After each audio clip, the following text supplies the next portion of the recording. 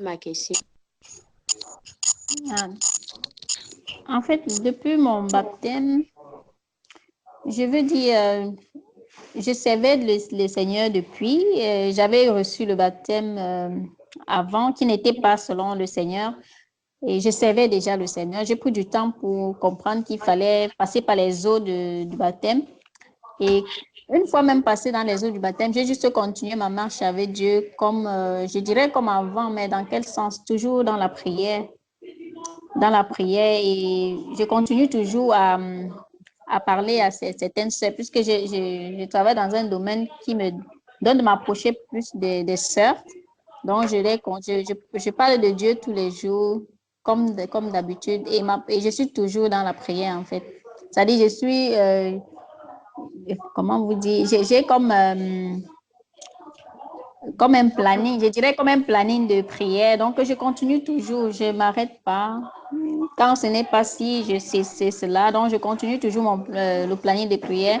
Mais ce que j'ai remarqué ces derniers temps, c'est que je lis beaucoup plus la Bible. Et j'ai pris aussi avec une sœur que j'accompagne du côté de la Suisse, que j'ai rencontrée cet été. Donc, je continue toujours. Mais ce qui a changé depuis, c'est le fait que je lis beaucoup plus ma Bible. C'est ce que je ne faisais pas beaucoup avant. Je pouvais écouter un verset, j'ouvre, je lis, mais maintenant, je lis vraiment. Avant de prier, je lis soit les psaumes et je lis aussi l'évangile. Mais avant, ce n'était pas vraiment le cas. Donc, c'est vraiment le grand changement qui s'est passé dans ma vie après le baptême.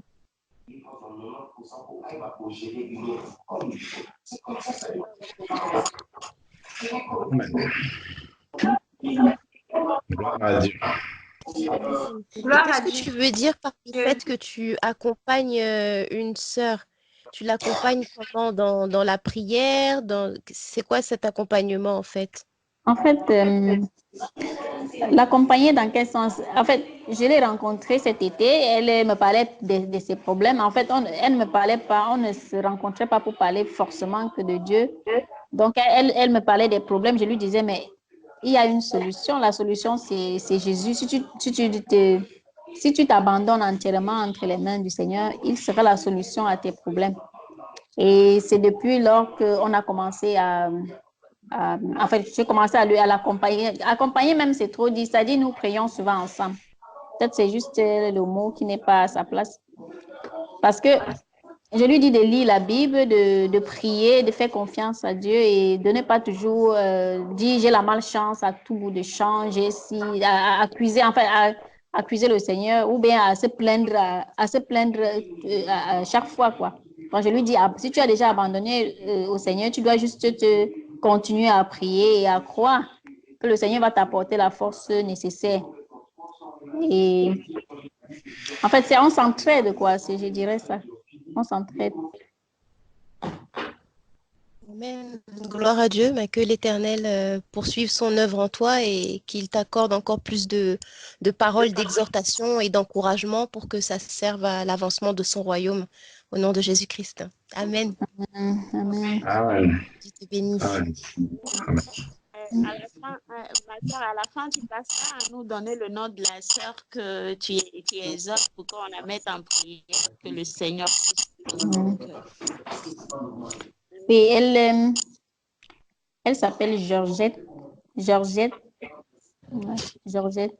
En fait, si elle vient du côté de la Belgique, c'est parce elle a deux enfants oui, qui jouent ici, qui jouent au foot. Donc, et lorsqu'on s'est rencontrés, elle m'a expliqué en fait que elle avait fait un rêve et dans ce rêve, elle avait vu une lumière et une lumière, oui. Et elle disait que, en fait, elle m'avait expliqué que dans cette lumière, c'est comme si quelqu'un lui disait qu'elle ne prie pas, qu'elle ne prie pas assez. Et elle me disait aussi qu'une fois, en regardant en fait, une fois elle est sortie, elle a rencontré un frère congolais qui lui a dit, qui a vu l'un de ses fils à la télé et qui lui a dit désormais, il faudrait mettre que là où tu es là, tu devrais désormais mettre tes genoux au sol. En fait, elle m'a expliqué un truc de ces genres. Donc, et puis, je lui ai dit, tu sais, tout ce que tu peux faire, c'est de te donner entièrement au Seigneur. Parce que si tu as vu certainement cette lumière, ce rêve dont tu me parles, ça veut dire que tu n'as pas la prière, tu n'as pas Dieu, tu n'as rien. Ça dit que tu es vide. Donc, c'est comme ça qu'on a commencé, en fait. Donc, c'est ainsi qu'on a commencé. Et puis, je lui ai parlé de ma vie de prière et elle a décidé de me suivre. En fait, quand je lui ai parlé de ma vie de prière, elle s'est mise à pleurer. Elle me disait que si elle avait connu Dieu auparavant, elle est sûre que beaucoup de choses auraient changé dans sa vie. Et elle voit même la mort de sa maman. Donc, en fait, c'était entre autres des choses qu'elle me disait. Donc, et là, c'est ce dont elle demande en fait maintenant, c'est que le Seigneur puisse lui donner la foi. Parce que parfois, elle a beaucoup de découragement. Donc, elle prie, mais elle ressent toujours le découragement en elle, en fait. D'accord.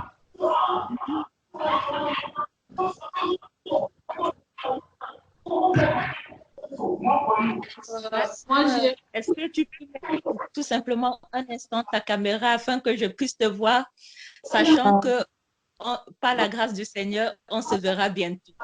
Amen. Ouais. Ça va. C'est bon? Peut-être que tu as des soucis. Pardon? On ne te voit pas. On ne te voit pas, sœur. Attendez. Je pense que j'enlève la pochette. Je crois que c'est ça le problème. Ça va?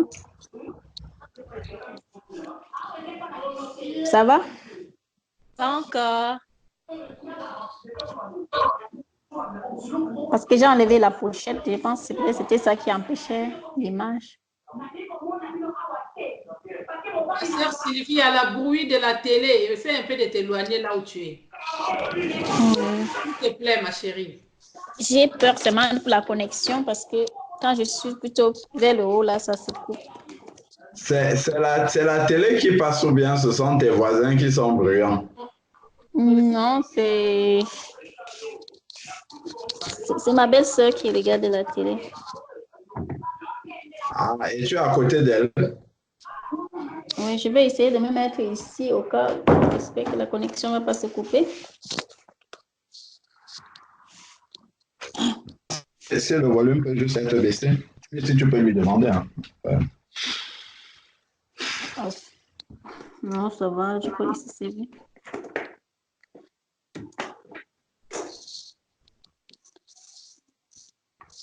Je vais allumer.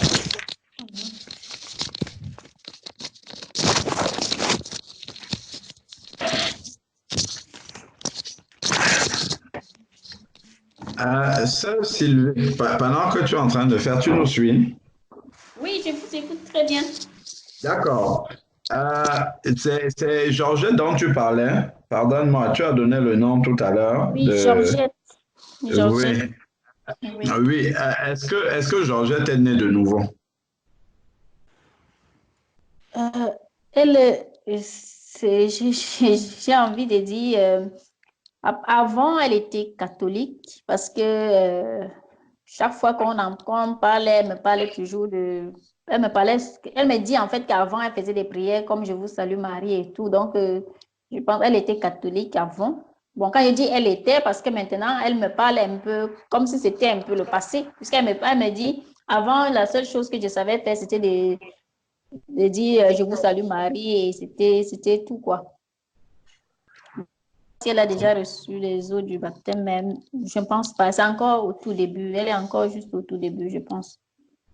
Je vais lui demander, mais je sais qu'elle est au tout début. D'accord.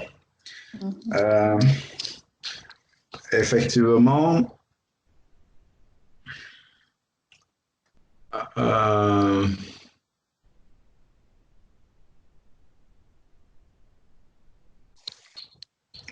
lorsqu'on voit ce que Jésus demande aux disciples de faire dans Matthieu 28, il dit, allez, faites de toutes les nations des disciples, baptisez-les au nom du Père, du Fils et du Saint-Esprit, et enseignez-leur à observer tout ce que je vous ai prescrit.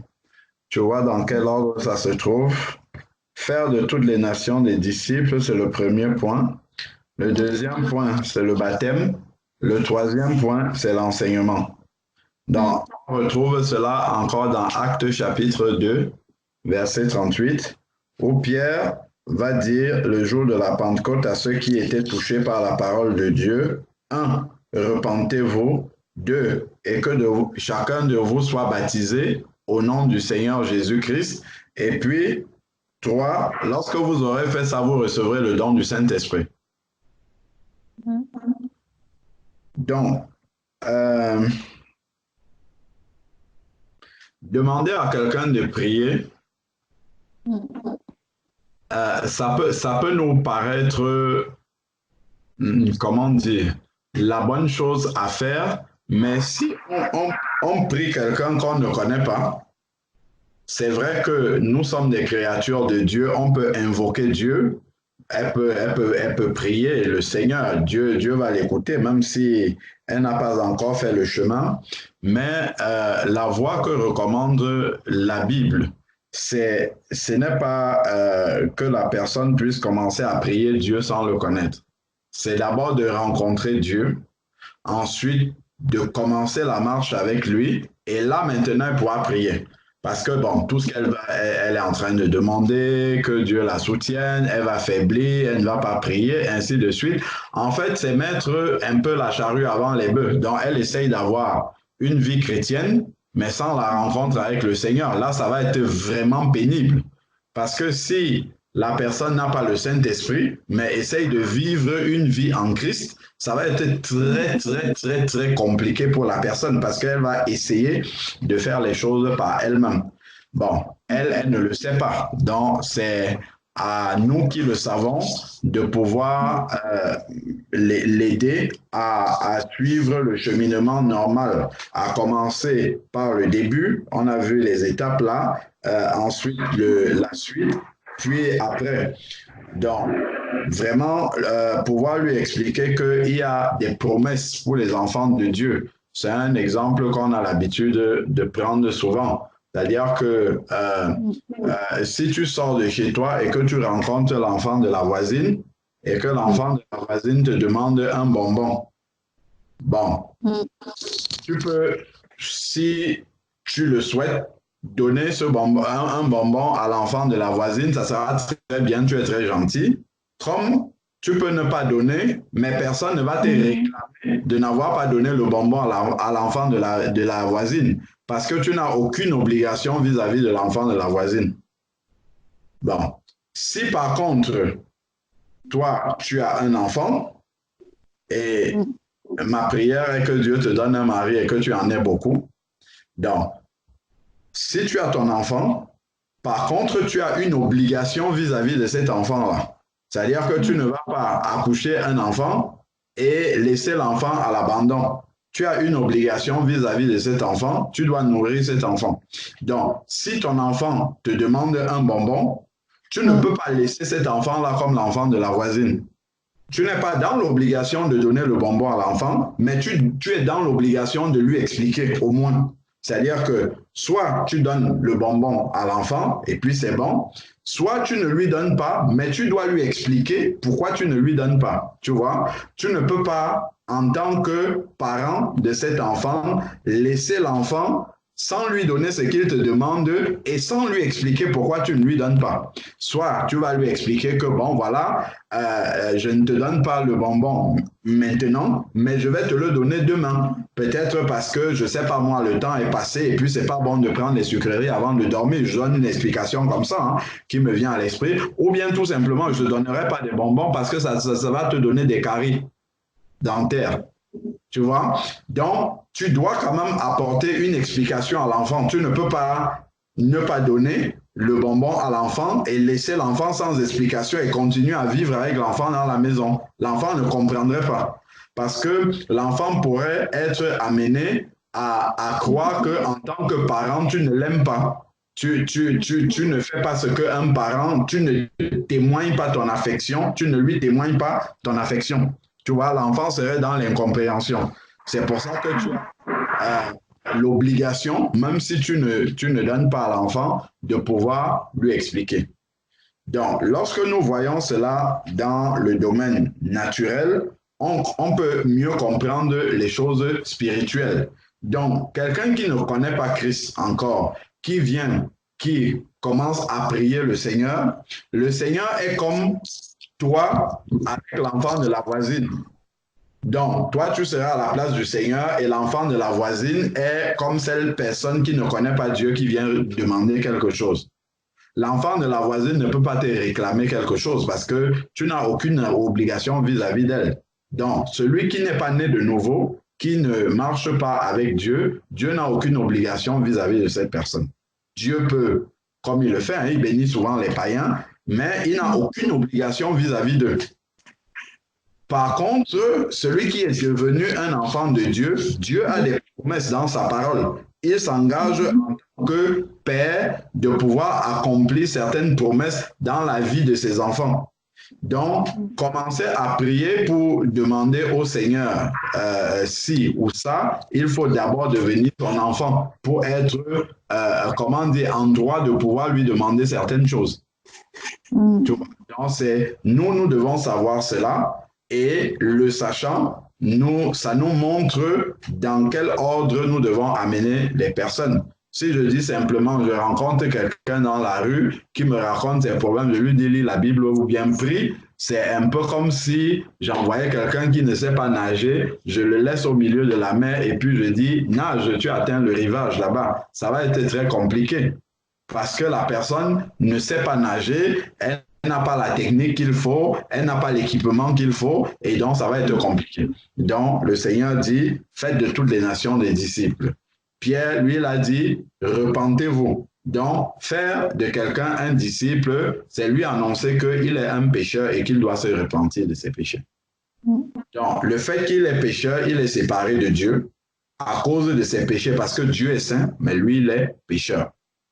Donc, il ne peut pas communier avec Dieu. Il ne peut pas avoir une communion avec Dieu parce que Dieu, lui, a une autre nature. Il a une nature de sainteté et cette personne-là, elle n'est pas sainte. Elle est pécheresse. C'est écrit dans la parole, vous étiez morts par vos offenses, vous étiez séparés. Et Ésaïe, chapitre 59, le dit également que c'est à cause de vos péchés que Dieu vous cache sa face. Vous ne pouvez pas voir la face de Dieu à cause de vos péchés. Donc, il faut régler d'abord la question du péché, d'où Pierre a parlé de la repentance. Donc, la personne doit d'abord se repentir complètement de ses péchés, recevoir Jésus-Christ dans son cœur comme Seigneur et Sauveur. C'est vraiment, la Bible dit dans Romains 10, verset 9, celui qui confesse Jésus-Christ de sa bouche et qui croit dans son cœur que Dieu l'a ressuscité d'entre les morts sera sauvé. Donc, nous avons une confession, un engagement verbal à pouvoir faire de tout son cœur après s'être repenti de ses péchés.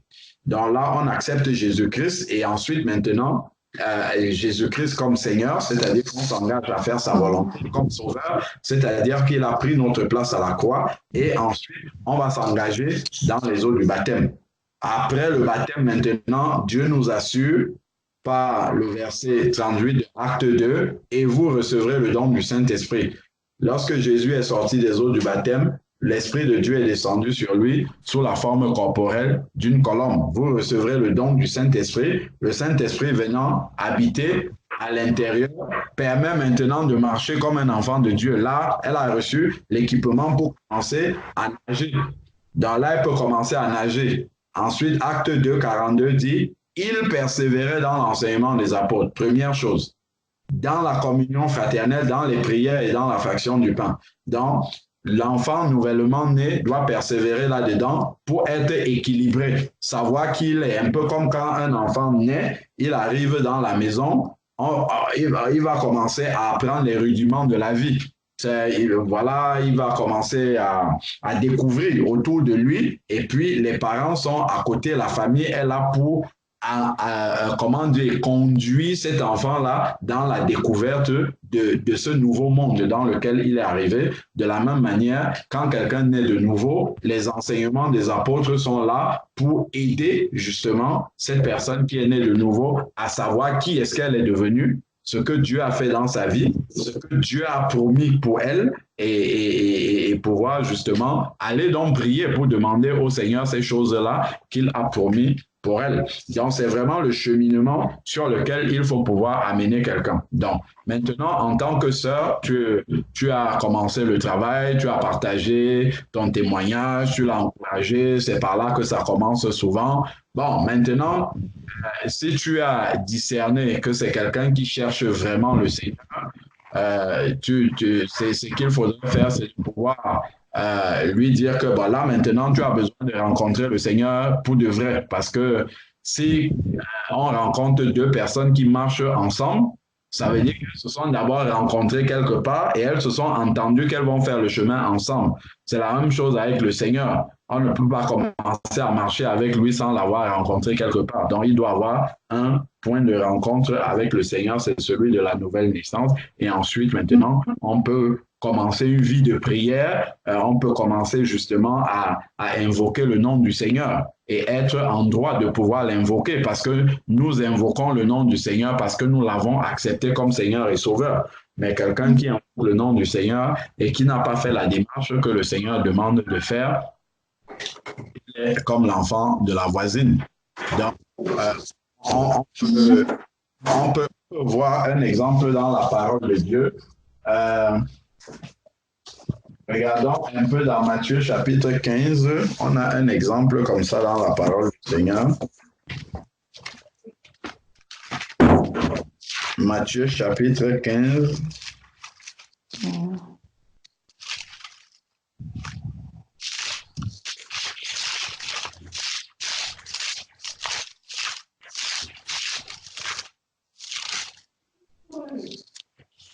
On va regarder Matthieu 15.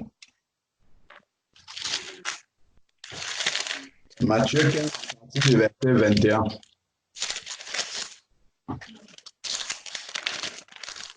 Matthieu 15, à partir du verset 21. On nous parle d'une femme cananéenne. Jésus partit de là et se retira dans le territoire de Tyr et de Sidon. Une femme cananéenne, dans d'autres versions, regardez, que c'est 24.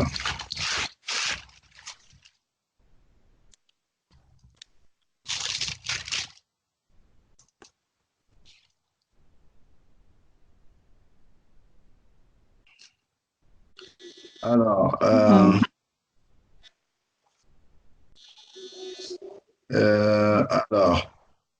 donc, c'était une femme païenne, en fait. C'est pas une femme israélite ici. Donc, c'est une femme cananéenne. Les Cananéens, ce n'étaient pas des Israélites, donc ils n'étaient pas des personnes à l'image des personnes converties. Donc, une femme cananéenne, donc païenne, qui venait de ces contrées, lui cria. Donc, elle crie à Jésus, « Aie pitié de moi, Seigneur, fils de David. Ma fille est cruellement tourmentée par le démon. » Donc, voilà l'image de quelqu'un qui est dans les problèmes. Un peu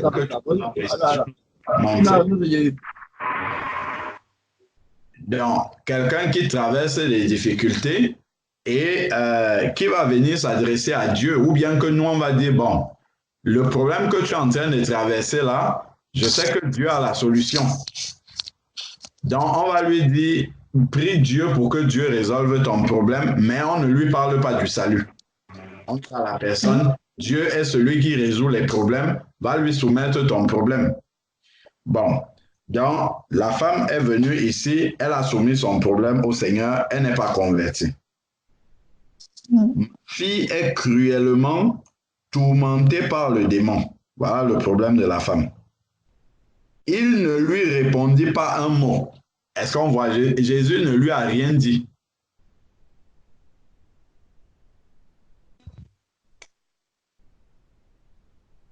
Jésus ne lui a rien répondu. Ensuite, maintenant, les disciples s'approchaient de lui. Ça, c'est ce que nous étions en train de dire tout à l'heure que toi, en tant que voisine, si tu es fils de ton voisin, de ta voisine, s'il te demande le bonbon, tu n'as même pas obligation de répondre à cet enfant. L'enfant ne peut pas se plaindre. Elle ne peut que dire que ah, moi, j'ai demandé un bonbon à la voisine n'a pas répondu. Mais ce n'est pas un droit. Donc, Jésus n'a pas répondu. Ses disciples s'approchaient de lui, et lui demandèrent, renvoie-la, car elle crie derrière nous. Donc, les disciples sont, comment dire, ce sont des Israélites. Et ils savent que cette femme-là est l'enfant de la voisine. Elle n'est pas en droit de demander ce qu'elle demande là. Ce n'est pas un droit pour elle. Donc, le Seigneur Jésus peut lui faire grâce, comme la parole de Dieu nous dit dans Matthieu 5, qu'il lui fait grâce en répondant à son besoin, mais il n'a aucune obligation. Donc, quand les disciples viennent dire « renvoie-la », c'est en fait, ils ne sont pas hors de sens de pouvoir dire ça. Parce que Jésus n'a pas d'obligation vis-à-vis d'une femme païenne. Il n'a aucune obligation. Il n'a pas pris d'engagement. Il n'y a pas de promesse pour les païens dans la parole de Dieu. Bon. Cependant, Jésus est un Dieu de grâce. Donc, il va poursuivre. Il va dire autre chose maintenant. Donc, ils vont demander à Jésus de la renvoyer, car elle crie derrière nous. Il répondit. Là, maintenant, Jésus va parler. Il va maintenant parler, mais il va orienter les choses dans un sens. Regardons ce que Jésus va dire. Il répondit, je n'ai été envoyé qu'aux brebis perdues de la maison d'Israël. En gros, toi, tu ne fais pas partie de ceux pour qui je dois apporter une réponse là. C'est ce que les disciples, eux aussi, ils avaient compris. C'est un peu comme si le Seigneur dit, moi, je suis là pour les enfants de Dieu, pour ceux qui sont nés de nouveau. Peut-être pour ceux qui sont sortis du chemin, dans ce cas-ci, pour pouvoir les ramener, mais c'est pour eux que je suis là. Je ne suis pas là pour les païens. En gros, c'est ça qu'il est en train de lui dire. Ce qui est vrai. Bon, poursuivons maintenant. Mais elle se prosternait devant lui en disant, Seigneur, viens à mon secours. Donc, on voit comment, sans que Jésus ne commence à lui prêcher la parole, elle va entrer dans une attitude de conversion, en fait, ici. Elle va commencer à manifester l'attitude d'un enfant de Dieu. Elle entre dans la conversion. Donc, se prosterner devant le Seigneur et l'appeler Seigneur. Parce que tout à l'heure, j'étais en train de dire que la parole de Dieu dit que si tu confesses Jésus-Christ comme Seigneur et que tu crois dans ton cœur que Dieu l'a ressuscité d'entre les morts, tu seras sauvé. Je crois, c'est dans Romains chapitre 10, verset 9. Romains chapitre 10, verset 9. Si tu confesses de ta bouche le Seigneur Jésus, et si tu crois dans ton cœur que Dieu l'a ressuscité d'entre les morts, tu seras sauvé. Donc, voici cette femme qui dit Seigneur, dont elle confesse déjà de sa bouche le Seigneur Jésus-Christ. Donc, elle est dans un processus de conversion déjà là, ici. Même les disciples n'ont pas réalisé ce qui était en train de se passer, mais la femme était en train de se convertir. Et le Seigneur ne lui a pas répondu pour l'amener sur le terrain de la conversion. Il peut y avoir des évangélisations où on ne parle même pas, comme Jésus-Christ là. Donc, elle va révéler maintenant l'état de ce qui est dedans. Et on va voir qu'à l'intérieur d'elle, il y a la conversion. Elle est cananéenne, c'est païenne, mais dans son cœur, il y a la conversion. Donc, elle appelle Seigneur. Donc, elle confesse de sa bouche, viens à mon secours. Donc, elle croit que le Seigneur peut venir à son secours. Donc, elle appelle déjà Seigneur. Donc, il répondit, il n'est pas bien de prendre le pain des enfants, donc de ceux qui sont les enfants de Dieu, ceux qui sont nés de nouveau. Jésus peut répondre ça à un païen qui le prie. Il est en droit de répondre à un païen que ce que tu me demandes là, ça c'est pour les enfants de Dieu.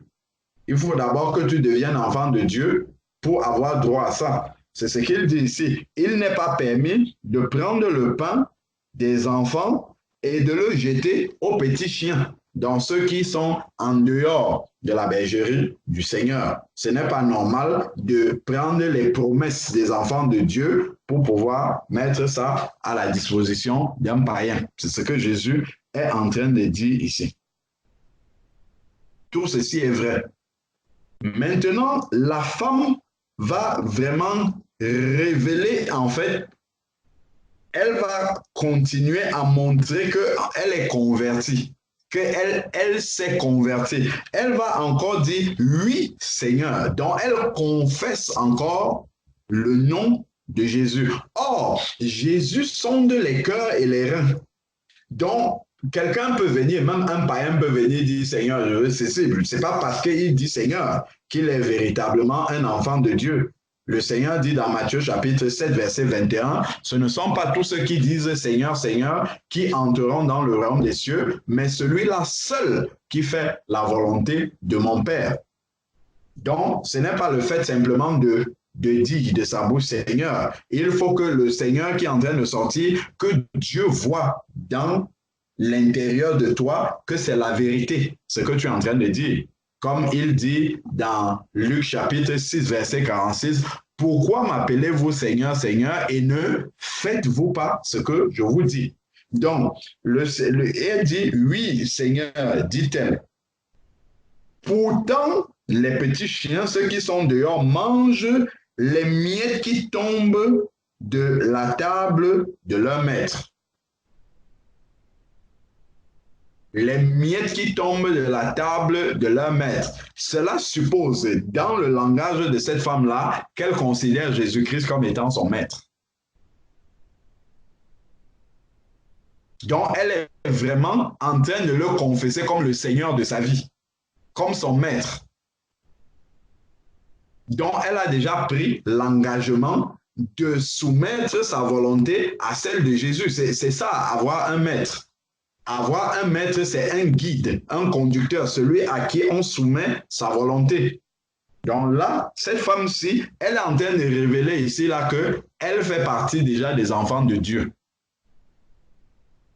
Maintenant, qu'est-ce qui va se passer? Alors Jésus dit, « Oh femme, ta foi est grande. » Les païens n'ont pas la foi.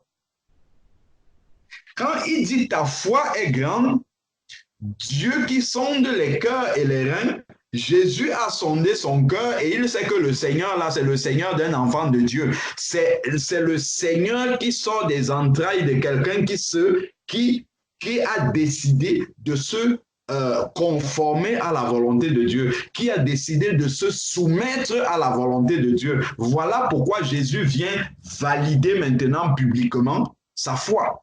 Et dit, ça, c'est une foi authentique. Ça, c'est un enfant de Dieu. Ce n'est pas parce qu'elle n'est pas israélite dans la chair qu'elle n'est pas un enfant de Dieu. Il commençait à faire tomber dans la tête de ses disciples que seuls les Israélites vont être sauvés.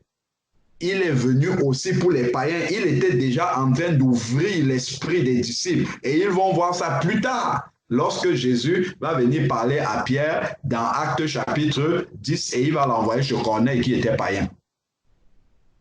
Ici déjà, il commence à leur montrer cela. Mais Jésus va petit à petit. Jésus ne bouscule pas les habitudes, il ne brutalise pas. Il va tout doucement pour permettre, parce que ça devait être scandaleux pour les disciples qui étaient tous juifs de croire que Jésus est venu aussi pour les non-juifs, alors que c'était interdit aux juifs d'entrer chez les païens.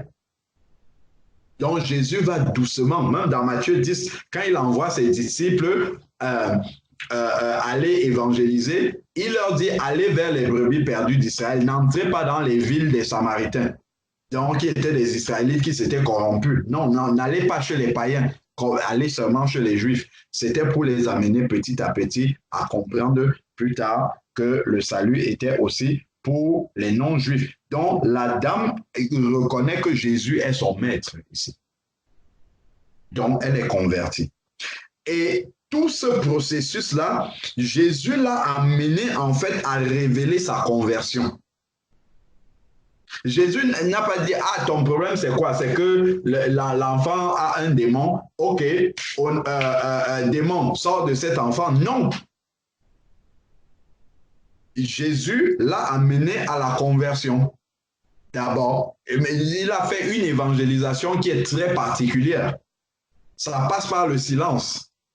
Même les disciples ne comprennent pas, mais ça conduit à la conversion. Voilà quelqu'un qui est dirigé par l'Esprit du Seigneur. Il est dirigé vraiment par l'Esprit du Père. Donc, oh, femme, ta foi est grande. Il valide cette foi-là comme étant la foi d'un enfant de Dieu. Qu'il te soit fait comme tu veux. Il ne l'a pas dit dès le début. Qu'il te soit fait comme tu veux. Il ne l'a pas dit dès le début. Il a éprouvé la foi de la dame pour montrer aussi à ses disciples que la foi de cette dame-ci est la foi d'un enfant de Dieu. Ça, c'est un enfant de Dieu. Elle a le droit de demander ce qu'elle demande là. Même comme vous voyez extérieurement que c'est une païenne, c'est une cananéenne. Oh, femme, ta foi est grande. Et là, maintenant, c'est à la fin de la conversion de cette femme-là qui est révélée qu'il est dit ici, et à l'heure même, sa fille fut guérie. Donc, Jésus l'a d'abord conduite à la conversion avant d'exaucer sa prière. Parce que la conversion, elle est plus grande que exaucer simplement une prière de quelqu'un. À quoi servirait-il à un homme de gagner le monde s'il venait à perdre son âme?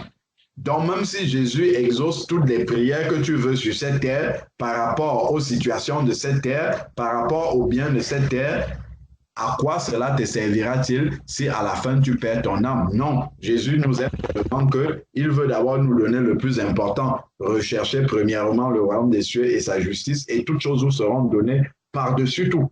Donc, tout ce qu'elle va demander là, ça vient au-dessus du salut et de la vie éternelle. Et Jésus était vraiment lucide pour amener d'abord les personnes sur le terrain de la conversion. Donc, ça, c'était juste un exemple pour dire effectivement que par rapport à Georgette, certes, elle traverse des situations qui peuvent être difficiles et tout ça, après lui avoir fait comprendre que Jésus est la solution à tous ces problèmes, il ne faut pas qu'elle aille comme ça pour chercher simplement la solution et continuer son chemin. Elle serait passée à côté, même si Jésus répondait à toutes ses prières.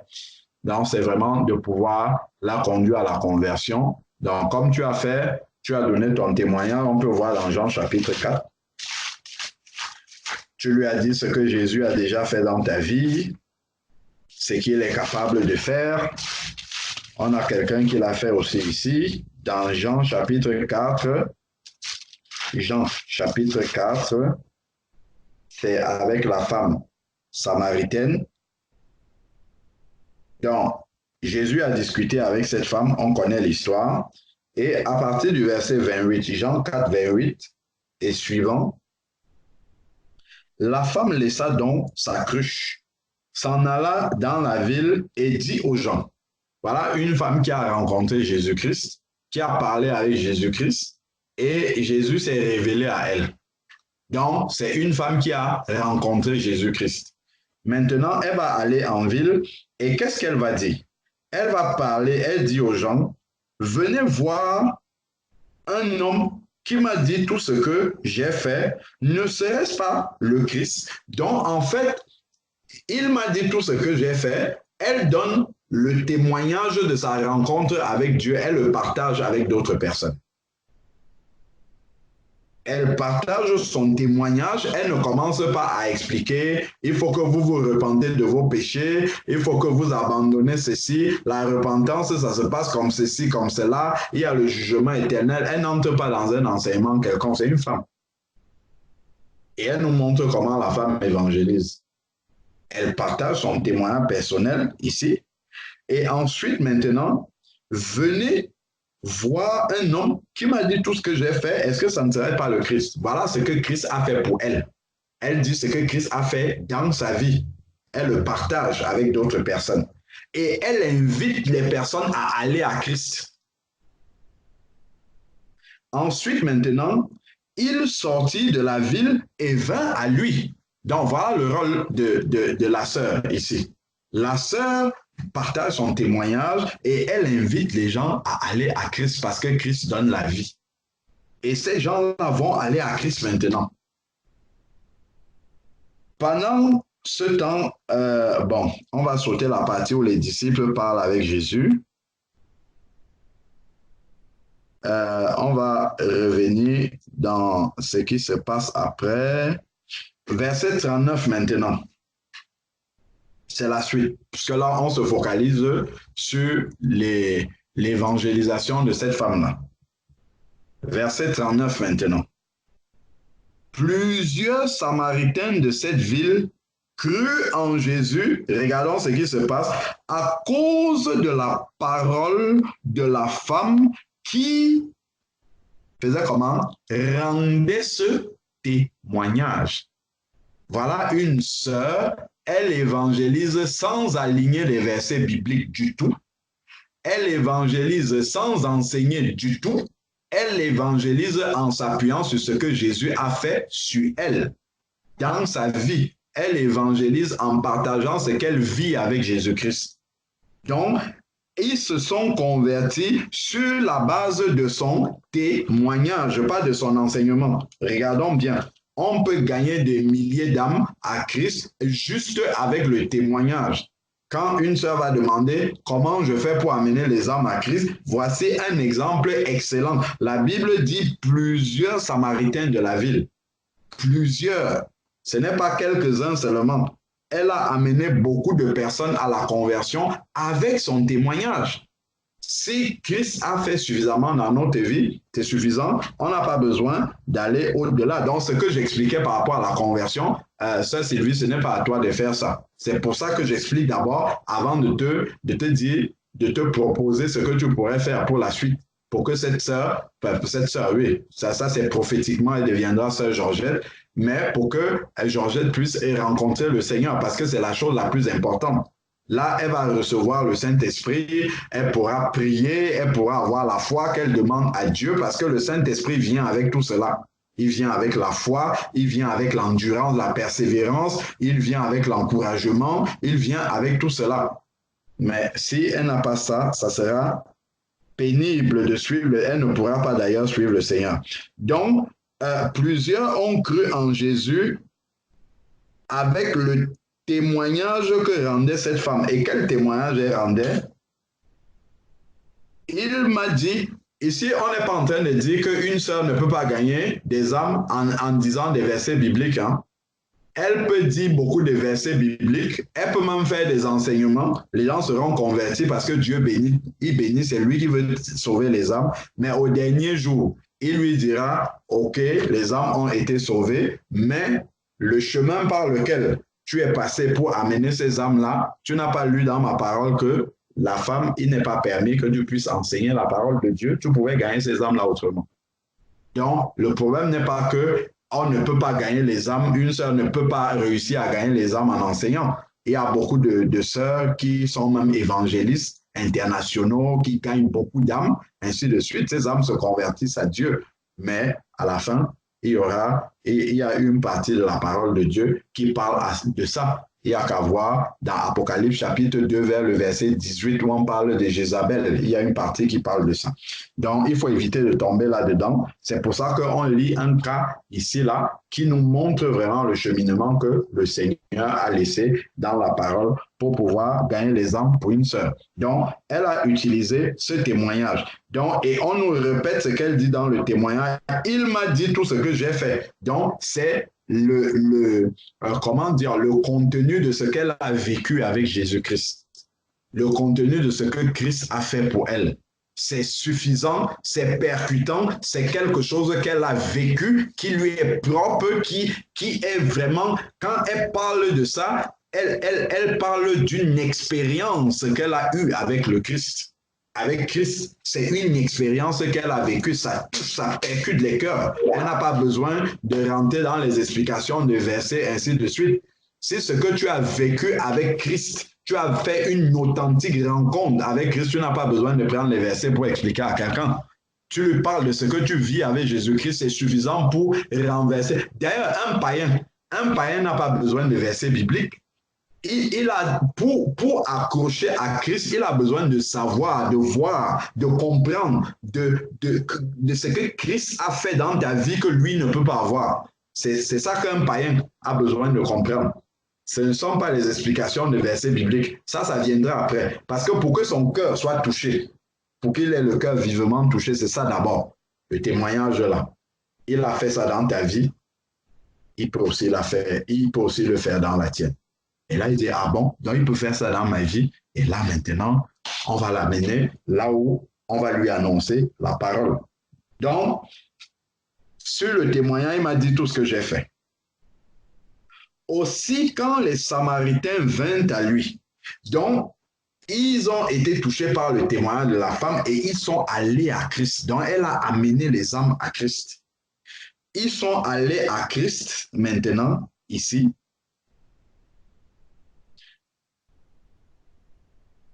Ils le priaient de rester auprès d'eux.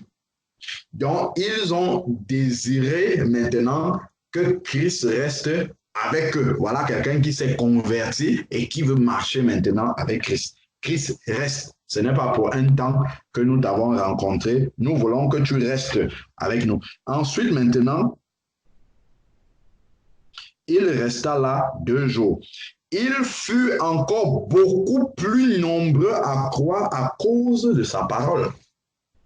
Donc, ils sont venus maintenant à Christ et Christ est entré dans la profondeur pour leur expliquer maintenant la parole. Donc, une sœur, tu vas partager ton témoignage et quand le cœur de la personne est touché, tu vas appeler un frère que tu connais et tu vas dire, frère Thierry, voilà, je parle avec Georgette depuis un certain temps, je lui ai partagé mon témoignage, elle est touchée. Elle voit ce que Dieu a fait dans ma vie. Elle veut rencontrer Jésus-Christ. Est-ce que tu peux lui parler de la conversion? Le frère Thierry va ouvrir la Bible maintenant et il va commencer à expliquer. Et là, maintenant, ils ont été encore plus nombreux à croire à cause de la parole de Christ. Christ qui est un frère maintenant, lui, voilà le travail du frère amené dans la profondeur des Écritures pour dire ce que Sylvie te disait qu'elle a vécu là, voici le Seigneur a promis ça dans sa parole. C'est parce qu'avant ça, elle a dû renoncer à sa vie ancienne, elle s'est détachée parce que Dieu est saint et elle s'est approchée de Christ dans la sanctification, dans la sainteté et Christ a fait ça dans sa vie. Donc le frère, lui, va entrer maintenant en profondeur pour faire d'elle un disciple, l'amener à la repentance. Et ensuite, si elle se repent et qu'elle décide de suivre Christ, le frère va pouvoir la baptiser et puis commencer à lui enseigner la parole de Dieu. Donc, voilà.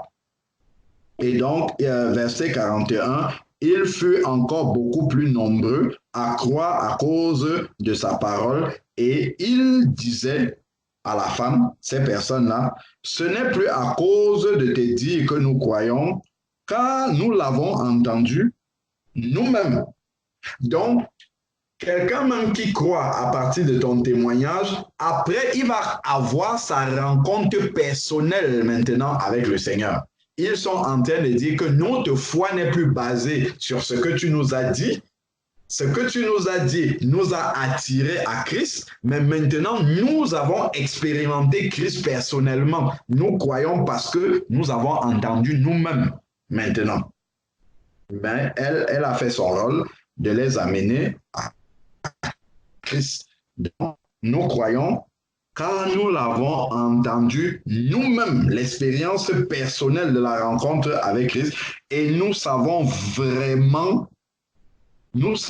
que c'est vraiment le sauveur du monde. Voilà, nous savons vraiment que c'est le sauveur du monde. Ils l'ont accepté comme leur Seigneur et leur sauveur. Donc voici deux exemples qui nous montrent la démarche dans une telle situation comme celle que tu avais, Georgette, c'est de lui annoncer le salut. Je recherchais premièrement le royaume des cieux, voilà, en partageant son témoignage et en lui faisant comprendre qu'il faut devenir enfant de Dieu. Et ensuite, maintenant, un frère va prendre le relais, notamment frère Thierry, puisque vous êtes en Belgique là-bas, ensemble serait le frère qui est le mieux indiqué pour faire ce travail-là. Frère Thierry, le travail a commencé. Donc, il va pouvoir prendre le relais pour lui annoncer la parole. Parce que le jour où il va falloir la conduire dans les eaux du baptême, si c'est nous dans le travail, tu ne vas pas l'amener en France alors que toi-même tu vis en Belgique, elle vit en Suisse. Le plus simple serait qu'elle vienne te trouver, comme elle vient souvent en Belgique. Quand elle va venir, vous allez voir Thierry qui est à côté. Comme il aura commencé le travail, il va finir aussi et la conduire dans les eaux du baptême. Donc, voilà un peu comment la parole de Dieu nous montre comment on doit pouvoir gérer une telle situation pour que vraiment le nom du Seigneur soit glorifié et que les âmes puissent être sauvées. Amen. Amen. Gloire à Dieu. Amen, amen, amen. Je bénis le Seigneur. Amen, amen. Le Seigneur soit loué. Amen.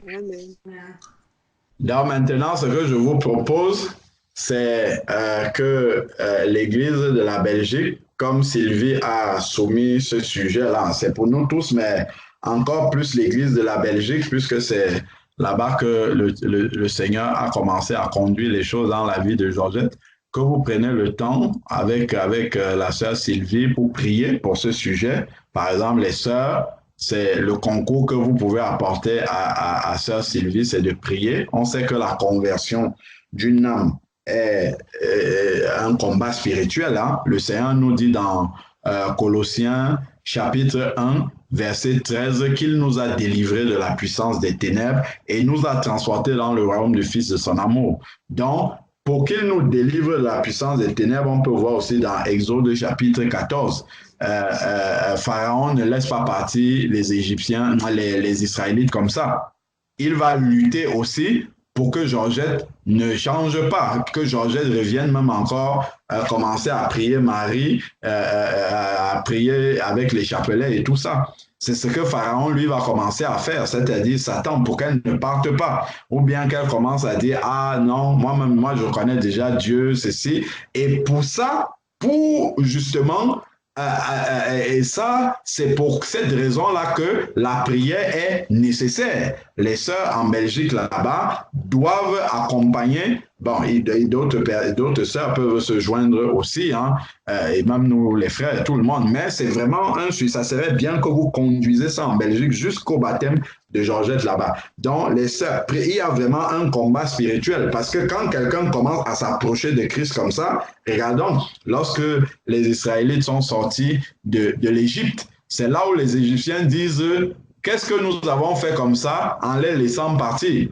Nous n'aurons plus leur service. Et c'est là où Pharaon a attelé 600 chars. Il a pris tous les chars d'Égypte avec tous les cavaliers d'Égypte pour aller ramener les Israélites en Égypte. C'est de cette manière-là aussi que lorsque quelqu'un veut se convertir, Satan se déchaîne pour ramener la personne. D'où, et c'est la prière maintenant qui va faire un obstacle entre Satan et puis la personne qui veut se convertir. On voit que c'est la colonne de feu et la colonne de nuée qui s'était mise entre le camp des Égyptiens et le camp des Israélites.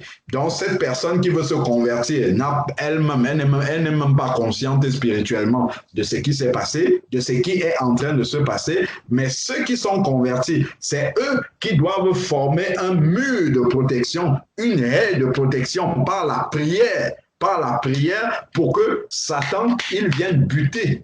Il vienne buter justement sur la colonne de feu, la colonne de nuée, la colonne de feu de nos prières, pour que Satan ne ramène pas cette âme-là vers le catholicisme, vers l'incrédulité, vers, je ne sais pas moi, vers ses problèmes seulement, et qu'elle ne voit pas plus loin que ses problèmes. Parce que le plus important, c'est vraiment la conversion. Et pour ça, il faut la prière. Donc, les sœurs là-bas en Belgique doivent pouvoir accompagner la sœur Sylvie par les prières pour Georgette jusqu'à ce qu'elle puisse se convertir. Prier parce qu'il y a un combat. Satan, lui, va se déchaîner pour empêcher que ce travail-là puisse se faire. Elle peut même s'arrêter et dire que moi, je n'ai même plus rien à faire en Belgique là-bas. Moi, je vais rester ensuite, je ne viens plus. Tout ça, ça ne peut qu'être l'ennemi qui va la conduire de cette façon-là. Parce que l'ennemi sent que si elle continue à aller en Belgique là-bas, elle va finir dans le royaume de Dieu.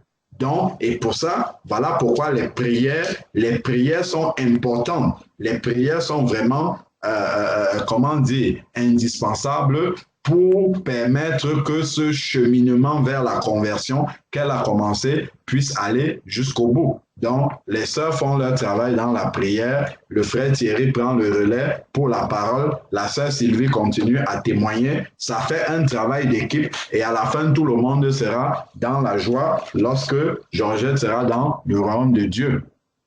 Paul a semé, Apollos a arrosé et Dieu fait croître. Chacun a son travail dans l'équipe.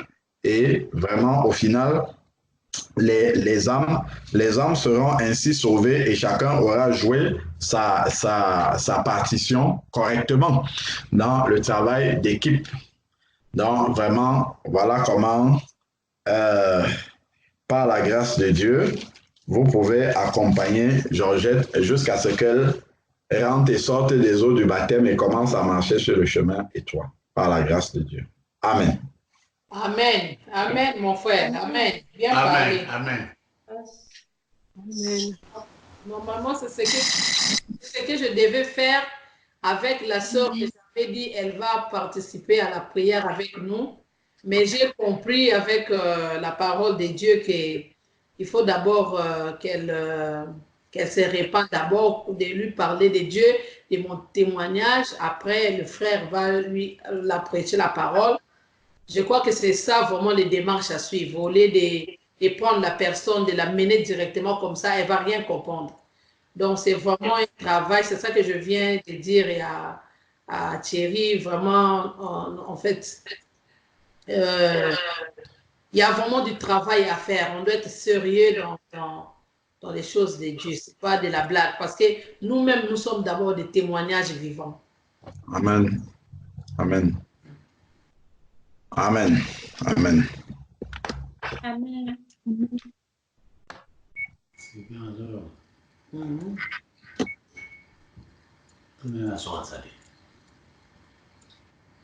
Amen. Non, je crois que le cas que la sœur Sylvie a présenté nous aide vraiment à comprendre comment est-ce que le Seigneur le Seigneur veut que nous puissions lui être utiles. Parfois, on peut croire que une âme que Dieu a mis devant nous, nous sommes, comment dire, la personne qui devrait être utilisée par Dieu du début jusqu'à la fin, jusqu'à ce que la personne soit convertie. Mais parfois, non. La personne peut simplement, nous pouvons simplement lui apporter le témoignage. Dieu utilise ça pour déclencher quelque chose dans le cœur de la personne. Ensuite, une autre personne prend le relais dans le registre que Dieu lui permet et puis amener cette personne-là jusqu'à la conversion. Amen, amen. Amen, amen. Amen.